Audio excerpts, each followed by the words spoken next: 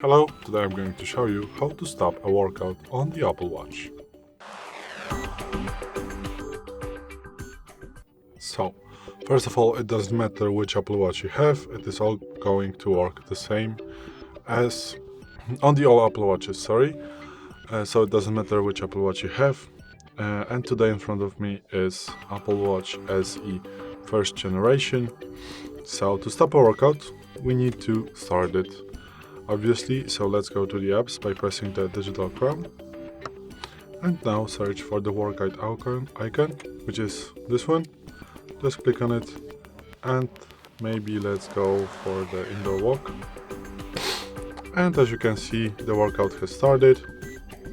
I'm not wearing the Apple Watch on the wrist, so as soon the workout is going to be paused to end it, we just need to, as you can see, the workout has paused. So if you want to end the workout, just swipe on the screen to the left, from the left to the right, and swipe to the left. And as you can see, we have like this option like end, resume, new, and segment. And if you want to end, just click on this X icon to end your workout. And this is it. You have just ended your workout on the Apple Watch. So, thanks for watching. I hope it helped. If it did, please hit subscribe and hit a like. Bye.